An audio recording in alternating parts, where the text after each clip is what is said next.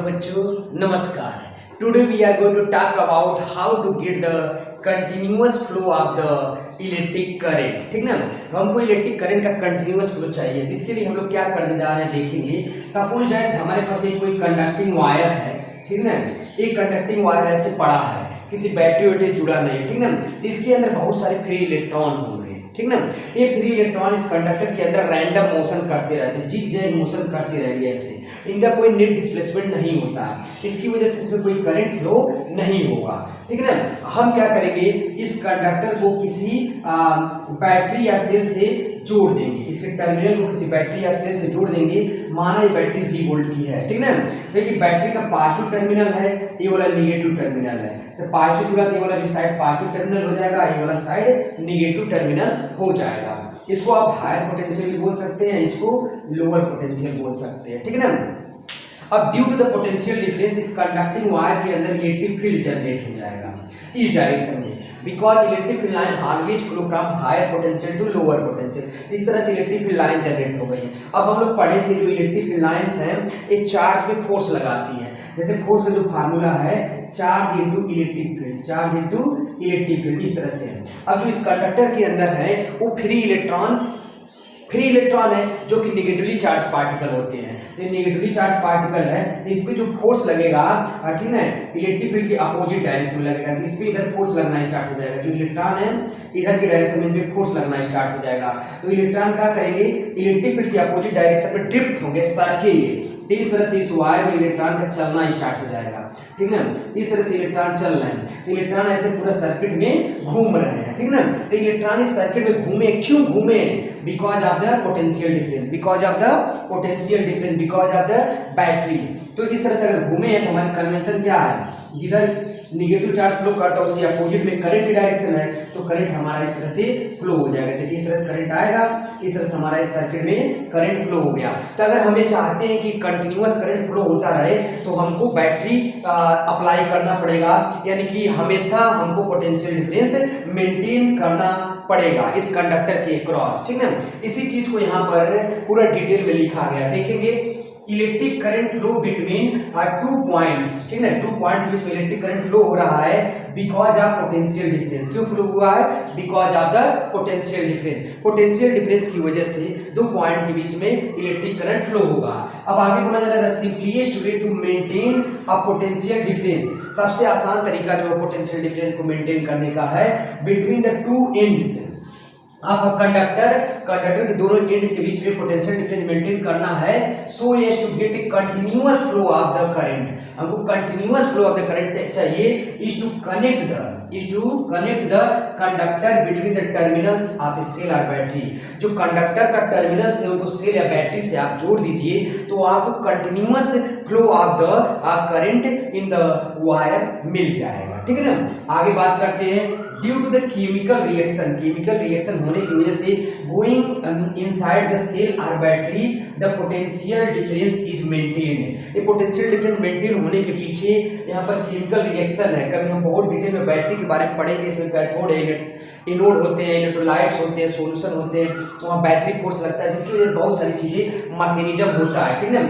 Between the terminals and thus potential difference drives the current in circuit। इसकी वजह से potential difference maintain हो पाता है बैटरी के अंदर और continuous flow of the current inside the battery चलता रहता है, ठीक है ना। इस तरह से हम continuous flow of the current in battery में पा रहे हैं, ठीक। अब हम लोग करंट की बेसिक डिफिनेशन पे कुछ न्यूमेरिकल प्रॉब्लम करने जा रहे हैं। चलिए पढ़ते हैं। कह रहा है wire carries the current of 2 ampere, यानी करंट दे रखा आई, करंट बराबर कितना है 2 एम्पीयर, करंट दे रखा है 2 एम्पीयर, ठीक है। कह रहा है कि what is the charge that has phloem through it's cross section in 1 second. Time पता, टाइम बराबर है आपके पास 1 सेकंड। 1 सेकंड के अंदर कितना चार्ज फ्लो हुआ है, ठीक है। आगे पूछा जा रहा है how many electrons does this correspond to. अगर चार्ज फ्लो हुआ तो कुछ इलेक्ट्रॉन फ्लो हुए होंगे, तो नंबर ऑफ इलेक्ट्रॉन पूछ रहा है, यानी जो हमको निकालना है, एक बार चार्ज निकालना है क्यू का वैल्यू और नंबर ऑफ चार्ज का इलेक्ट्रॉन ये निकालना है। 2 चीजें अननोन है। देखिए जो करंट का बेसिक डिफिनेशन है, current equal to charge flown upon time taken. Electric current equal to charge flown upon time taken. तो यहाँ से अगर आप क्रॉस मल्टीप्लिकेशन कर दें तो चार्ज इक्वल टू आ जाएगा current into time, current into time. अब करंट जो आपके पास है 2 एम्पियर है, करंट कितना 2 एम्पियर है, टाइम कितना 1 सेकेंड है, यानी जब मल्टीप्लाई करेंगे आ जाएगा 2 और चार्ज कितना होता है कूलाम, यानी जो चार्ज फ्लो हुआ है उसका वैल्यू आ चुका है 2 कूलाम। ठीक है, आगे बात करेंगे, हमसे पूछा है how many electrons does this correspond to, कितना इलेक्ट्रॉन फ्लो हुए हैं। ठीक है, तो हम क्वांटाइजेशन ऑफ चार्ज पढ़े थे, Q बराबर होता है NE, Q बराबर NE, Q क्या है टोटल चार्ज, N क्या है number of charge carrier, number of charge carrier, हमारे केस में बेसिकली इलेक्ट्रॉन। E क्या है smallest amount of the charge, इसका वैल्यू 1.6 × 10 की पावर -19 कूलाम होता है।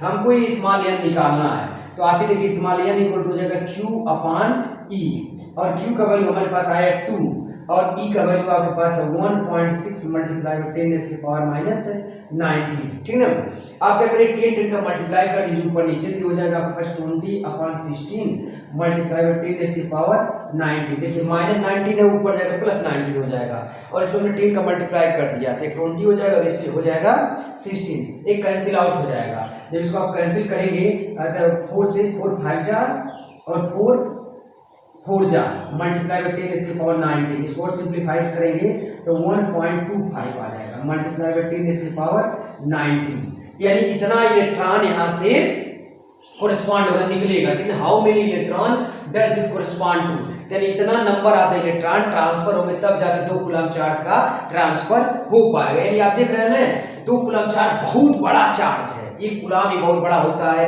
लेकिन नंबर ऑफ इलेक्ट्रॉन बहुत ज्यादा है, इसमें नंबर ऑफ इलेक्ट्रॉन बहुत ज्यादा है नहीं।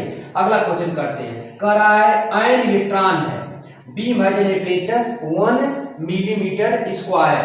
ठीक है, ए टोटल ऑफ 6 मल्टीप्लाई बाय 10 की पावर 16 इलेक्ट्रॉन्स, यानी नंबर ऑफ इलेक्ट्रॉन, यानी n की वैल्यू दे रखा है 6 मल्टीप्लाई बाय 10 की पावर 16 इलेक्ट्रॉन, यानी number of electron goes through any perpendicular cross section पर सेकंड। देख रहे हैं पर सेकंड, यानी टाइम पता, आपको टाइम पता 1 सेकंड। अब आपसे पूछ रहा फाइंड करंट। ठीक है, या देखिए जो एरिया दिया है इसका कोई मतलब नहीं इस क्वेश्चन में है ना, ये बस मुझे बताया कि वायर के थ्रू जिस कितना एरिया वहां से फ्लो हो रहा है, हमको करंट निकालना है। करंट का बेसिक डेफिनेशन क्या है Q/T। इलेक्ट्रिक करंट क्या होता है चार्ज अपॉन टाइम, है नहीं। अब देखिए चार्ज न देखिए हमको नंबर ऑफ इलेक्ट्रॉन दिया, क्या दिया नंबर ऑफ इलेक्ट्रॉन, n की वैल्यू दिया है, और E का वैल्यू तो पता ही रहता हमको, 1 इलेक्ट्रॉन का charge smallest amount of the charge है नहीं, तो n का वैल्यू पता है, टोटल ऑफ इतना इलेक्ट्रॉन, यानी नंबर है, क्या नंबर, यानी आप इसको ऐसे लिखेंगे E/T। अब देखिए n कितना है यहाँ पर 6 मल्टीप्लाई बाय 10 की पावर 16, और E का वैल्यू हम लोग को पता ही रहता है 1.6 मल्टीप्लाई बाय 10 की पावर -19, और टाइम जो दिया 1 सेकंड दिया है, इसको आप हल्का सा सॉल्व करें तो आपको मिल जाएगा 9.6। ठीक है, 9.6 मल्टीप्लाई बाय 10 की पावर -3, और क्या निकाले करंट, यानी इसको लिख सकते हैं एम्पियर। क्या लिख सकते हैं एम्पियर।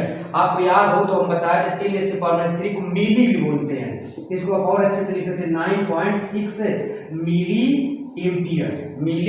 एम्पियर। इस तरह से आप इसको सॉल्व।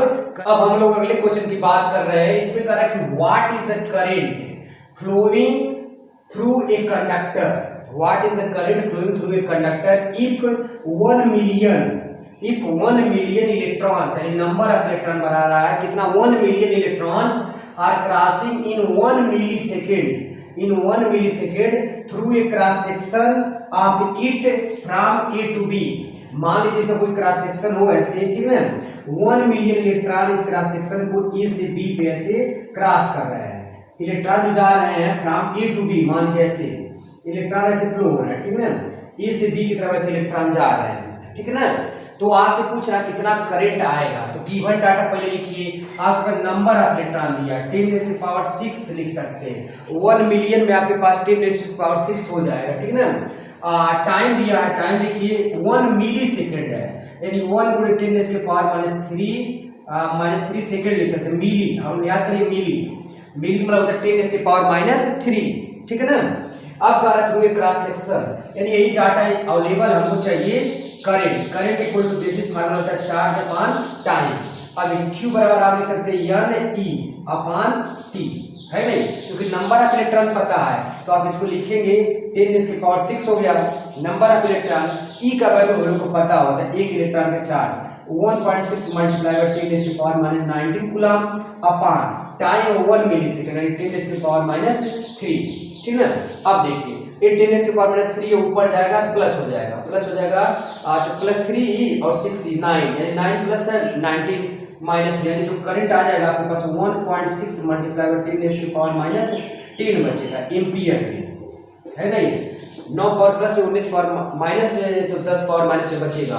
और करंट में डायरेक्शन होता है, जैसे इसमें बता रखा था इलेक्ट्रॉन कहाँ से फ्लो हो रहे हैं, ए से बी की तरफ इलेक्ट्रॉन जा रहे हैं, ए से बी की तरफ, तो करंट कहाँ से आएगा बी से ए की तरफ, क्योंकि करंट जो होता है फ्लो होता है निगेटिव चार्ज के फ्लो के अपोजिट में होता है, नेगेटिव चार्ज के फ्लो में के अपोजिट में होता है। तो करंट इतना आ गया, है ना। आप लिखेंगे फ्लोइंग फ्रॉम कहाँ से बी टू ए, ए मतलब एम्पियर है, जानिए एम्पियर है, और फ्लोइंग फ्रॉम बी टू ए से करंट फ्लो होगा, ठीक है ना। चलिए बहुत अच्छा। अब अगला वाला देखते हैं। अगला क्वेश्चन देखा जाता है करे कि how many electron pass through a lamp in 1 minute.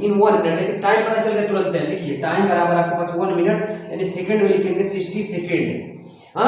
If the current is 300 milli ampere, ध्यान दीजिएगा 300 MA लिखा मतलब मिली एम्पियर, जो करंट है आपके पास 300 मिली एम्पियर, इसको आप ऐसे लिखेंगे 300 × 10⁻³ एम्पियर, है ना। अब देखिए करंट का जो बेसिक डेफिनेशन है क्या है, चार्ज अपॉन टाइम, है ना। और यहाँ पर हमसे पूछा जा रहा है हाउ मेनी इलेक्ट्रॉन, मेनी मतलब समझ रहे स्मॉल एन पूछा जा रहा है, नंबर ऑफ इलेक्ट्रॉन पूछा जा रहा है, तो आप इसको ऐसे लिख लीजिए NE/T, ऐसे लिख सकते हैं, लिख सकते हैं। देखिए यानी I बराबर आ गया NE/T। अब क्या पता आपको, देखिए I पता सीधा टाइम पता है, E का वैल्यू पता ही रहता है तो n आ जाएगा, स्मॉल n बराबर अगर आप लिखना चाहें तो हो जाएगा IT/E, क्रॉस मल्टीप्लिकेशन तिरछा गुणा तो हो जाएगा IT/E से n आ जाएगा। y की वैल्यू रखिए, I जो आपके पास है 300 × 10⁻³ और जो टाइम है आपके पास, टाइम कितना दिया है 60 सेकंड, इसको लिख देंगे 60/, E का जो वैल्यू होता है 1.6 × 10⁻19, इस तरह से रख दीजिए। अब देखिए 1 0 2 0 3 0 है, 1 0 2 0 3 0 10⁻³ हो गया, यानी है 3 0 और 10⁻³ कैंसिल आउट हो जाएगा, है नहीं, यानी 3 positive power 3 negative power cancel out हो गया, है नहीं। अब भाई हो गया 18, आपके पास यदि लिख सकते हैं 18 बटा यानी 180 लिखिए, 180/16 तो 10 गुणा भी कर लीजिए, मल्टीप्लाई में 10 की पावर कितना हो गया 19, ये -19 से प्लस जाएगा ऊपर 19 आ जाएगा, यानी नंबर ऑफ इलेक्ट्रॉन हो गया इतना ही हो गया। और थोड़ा बहुत मतलब सॉल्व कर सकते हैं, ठीक है। 16 पारा पड़ेगा, 16 का नाम 16 हो जाएगा, 2 0 20, फिर 16 का नाम 16 हो गया, ठीक है। 4 बचा 10 16 बढ़ा लीजिए 40 आ जाएगा, 16 दूनी 32 हो जाएगा, है ना। 8 आ गया 80, 16 25 80, मल्टीप्लाई में 10 की पावर 19, यानी इतना इलेक्ट्रॉन का आपके पास फ्लो हो जाएगा। पूछा था how many electron pass through the lamp, तो लैंप से इतना इलेक्ट्रॉन पास करेंगे, कितना मिनट में 1 मिनट में, ठीक ना। इस तरह से आपको इसको सॉल्व करना है, ठीक। अब हम लोग अगला क्वेश्चन करते हैं, बहुत शानदार क्वेश्चन है, देखेंगे हम लोग। कह रहा है आयन इलेक्ट्रॉन यानी एक इलेक्ट्रॉन है मूव्स इन अ सर्कल, कहां मूव कर रहा है सर्कल पे, of radius 10 centimetre with a constant speed, जिसका स्पीड कांस्टेंट है 4 × 10⁻6 मीटर पर second. Find the electric current eight point on the circle, किसी सर्कल के किसी पॉइंट पे आपको करंट बताना है, ठीक ना। तो मान लीजिए कोई ऐसे सर्कल है, ठीक ना, ये सेंटर हो गया, ठीक ना, यहाँ से इसका रेडियस हो गया, r रेडियस है, इस पे इलेक्ट्रॉन ऐसे मूव कर रहा है, एक इलेक्ट्रॉन इस सर्कल पे ऐसे मूव कर रहा है, इलेक्ट्रॉन ऐसे चल रहा है इस सर्कल पे ऐसे, ठीक ना। अब आप देखिए सर्कल पे इलेक्ट्रॉन चल रहा है, कुछ स्पीड से चल रहा है, उसका स्पीड मान लीजिए v है, स्पीड कितना है v है, ठीक है। इस सर्कल का रेडियस हमने r मान लिया और इलेक्ट्रॉन का स्पीड v है, ठीक है। तो आप ही बताइए अगर एक चक्कर लगा ले इलेक्ट्रॉन तो कितना डिस्टेंस चल लेगा, है नहीं। अगर एक चक्कर इलेक्ट्रॉन यहाँ चले, मान लीजिए पॉइंट ए है, ऐसे चलते चलते चलते चलते चलते फिर ए वाले पॉइंट पे वापस आ जाए तो इलेक्ट्रॉन कितना डिस्टेंस ट्रेवल करेगा, सर्कम्फरेंस ऑफ द सर्कल के बराबर, है कि नहीं, सर्कम्फरेंस ऑफ द सर्कल के बराबर, जो कि कितना हो जाएगा आप ही बताइए, पूरा दूरी कितना होता है 2πr। देखिए हम लोग इस प्रॉब्लम को कैसे सॉल्व करते हैं, देखिए सबसे पहले स्पीड दिया है तो आप स्पीड का एक बार फार्मूला लिखिए। स्पीड बराबर होता है डिस्टेंस अपॉन टाइम। स्पीड बराबर होता है डिस्टेंस अपॉन टाइम। स्पीड को हमने v से माने रिप्रेजेंट किया, जो यहाँ डिस्टेंस मूव किया जाएगा सर्किल पे हो जाएगा 2 पाई r, और t जो टाइम है उसको टाइम पीरियड बोलते हैं, जो टाइम है उसको बोलते हैं टाइम पीरियड। ठीक है, इस तरह से आप एक इक्वेशन लिख सकते हैं। अब इलेक्ट्रिक करंट वाले बेसिक डिफिनेशन पे आइए। तो इलेक्ट्रिक करंट क्या होता है?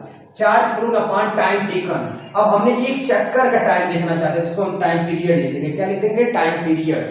ठीक है, charge flown upon time taken. तो एक इलेक्ट्रॉन से गया गया गया गया गया गया वापस आ गया, तो कितना समय लगा? टाइम पीरियड के बराबर लगा। इसीलिए 1 अपॉन टाइम पीरियड को अगर आपको याद है तो इसको फ्रीक्वेंसी भी लिखते हैं। तो कभी कभी फार्मूला ऐसे भी बन जाएगा Q इंटू एफ। या क्या फ्रीक्वेंसी, अगर सर्किल ऐसे घूम रहा है सर्किल पे तो कभी कभी फ्रीक्वेंसी की भी बात करेंगे। चार्ज इंटू फ्रीक्वेंसी हो जाएगा इलेक्ट्रिक करंट। ये हो गया चार्ज अपॉन टाइम पीरियड। अगर एक चक्कर मारा तो टाइम पीरियड हो जाएगा। अब देखिए यहाँ से टाइम पीरियड का वैल्यू लिख सकते हैं आप। अगर यहाँ से आप क्रॉस मल्टीप्लिकेशन कर देंगे, टाइम पीरियड बराबर लिख सकते हैं 2 पाई r, और v को नीचे लिख दीजिए 2 पाई r अपॉन v, ऐसे लिख सकते हैं। ठीक है ना, ये वाला डाटा यहाँ पुट कर दीजिए। देखिए करंट बराबर जो हो जाएगा charge upon time, time period की जगह क्या लिख सकते हैं? 2 पाई r अपॉन v, ऐसे लिख सकते हैं, नहीं लिख सकते हैं। अब ये देखिए v ऊपर चला जाएगा तो करंट का जो फार्मूला बन के आ जाएगा चार्ज इनटू वेलोसिटी अपॉन 2 पाई r। इस तरह से बन के आया है फार्मूला, जो कि आपको रटना नहीं है, समझना है चीजों को। देखिए सर्किल में जब घूम रहा है, आपको स्पीड पता है, डिस्टेंस पता है, टाइम को टाइम पीरियड से रिलेट करके रिलेशन नहीं बना सकते क्या? Speed equal to distance upon time से, है ना ये। अब यहाँ पर क्या होता है? Current equal to charge upon time. एक चक्कर लगा तो टाइम को टाइम पीरियड बोल दिए हैं, या एक मिनट टाइम पीरियड को कभी कभी फ्रीक्वेंसी भी बोल देंगे। तो इसको भी आप याद रखिएगा, है नहीं। हमने रीअरेंज कर दिया तो ऐसा एक हमारे पास इक्वेशन जनरेट हो गया। अब देखिए इस क्वेश्चन में क्या क्या गिवन डाटा, देखिए रेडियस पता सबसे पहले। यहाँ गिवन डाटा लिखते हैं, जो रेडियस है आपके पास 10 सेंटीमीटर है। 10 सेंटीमीटर कन्वर्ट जरूरी है? नहीं है, जरूरी है क्योंकि मीटर में कन्वर्ट करना है। तो 10 गुणे 10 के पावर माइनस 2 मीटर, इसको ऐसे लिखेंगे। ठीक है ना, आगे का रहा है जो इसका स्पीड है v बराबर, ये जो स्पीड हो जा रहा है 4 मल्टीप्लाई बाई 10 इसकी पावर आपके पास है 6 मीटर पर सेकेंड। ठीक है ना, इस तरह से इसका स्पीड हो गया है। यानी कि देखिए हमको इलेक्ट्रॉन है तो इलेक्ट्रॉन का चार्ज भी पता रहता है। जो Q लिखे हैं, Q बराबर क्या है? इलेक्ट्रॉन का चार्ज है, जिसको हम E से रिप्रेजेंट कर रहे हैं 1.6 गुणे 10 की power minus 19 coulomb.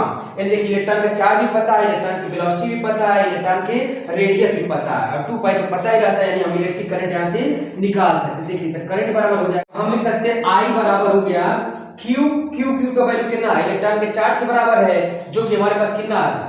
1.6 multiply by 10 इसकी पावर माइनस 19, है नहीं। v वेलोसिटी का वैल्यू कितना है? 4 मल्टीप्लाई बाई 10 इसकी पावर 6 अपॉन, है नहीं, 2 हो गया, पाई हो गया, अपॉन रेडियस आपके पास है 10 इसकी पावर माइनस 1 मीटर, है नहीं। अब देखिए आप क्या करिए, 2 से पहले 4 कैंसिल आउट कर दीजिए, 2 हो जाएगा। 2 कैसे मल्टीप्लाई करिए तो आ जाएगा 3.2।